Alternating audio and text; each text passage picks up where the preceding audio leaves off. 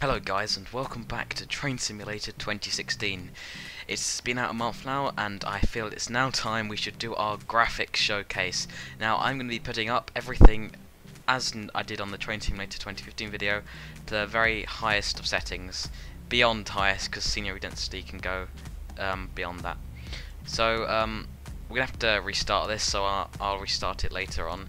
As you can see, we still got the dynamic lighting, which basically changes the entire game, so it just looks absolutely amazing for a simulator at least. Now, in the top right corner, you should hopefully see my Train Simulator 2015 video. Now, this isn't a direct comparison, they'll come up later, but just so you can see any major changes, it'll be in the corner so you can see. Now, I really do apologise because last time I moved the camera way too much. So many people said that. I got like half the dislikes because I did that, which I'm fine with because I'm going to improve that today.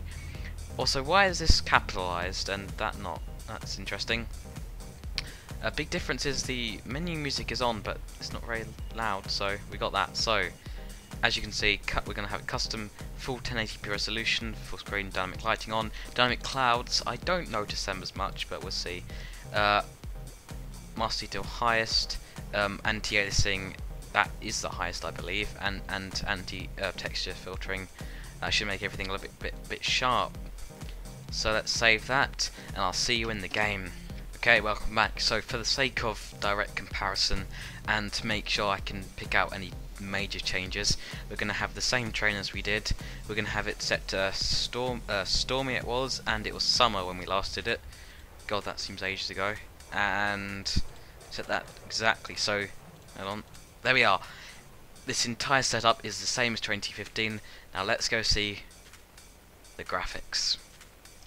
Yay! We have our loading screen back.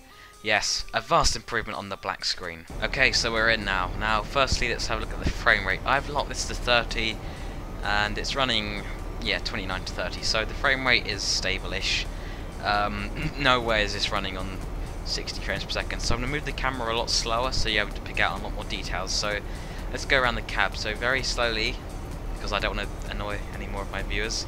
And so yes, thank you very much for 250 subscribers and 60,000 views, hooray, etc. Now, firstly,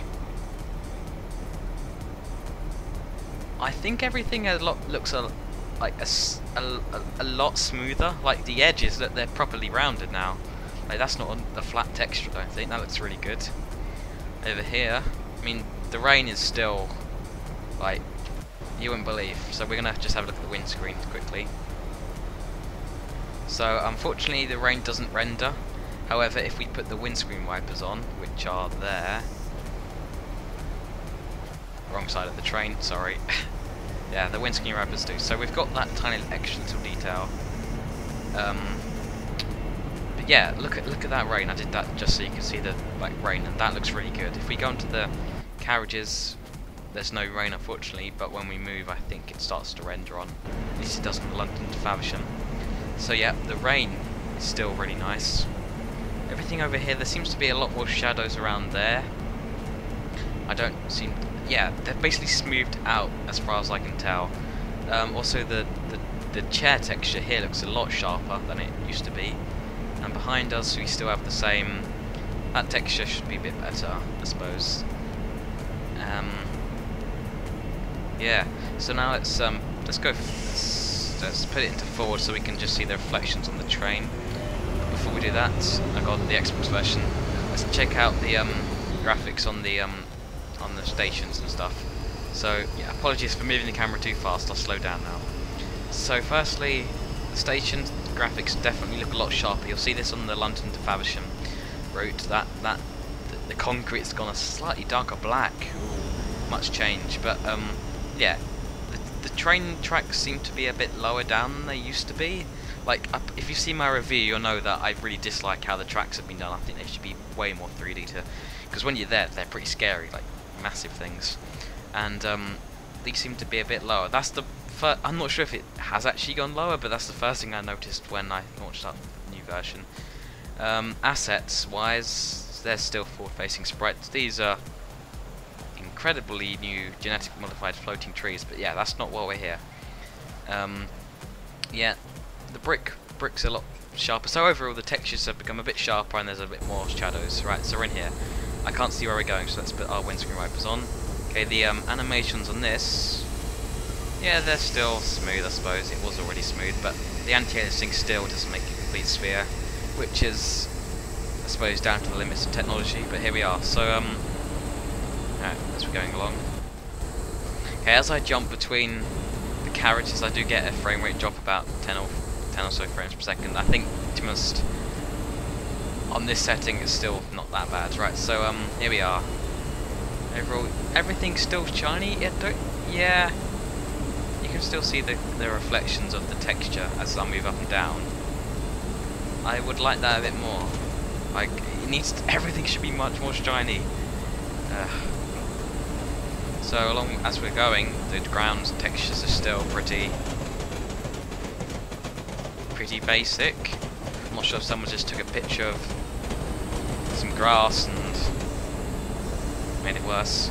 Now we'll have a look at some texture popping. As you can see, like as we jump in, like, yeah, you see, like if I just pause, like you'll see the texture popping, which is a slight shame. Alright, now let's have a look at the headlight flares. In fact, let's have a quick look at the dynamic clouds. And it is cloudy and stormy, so there should be lots of them.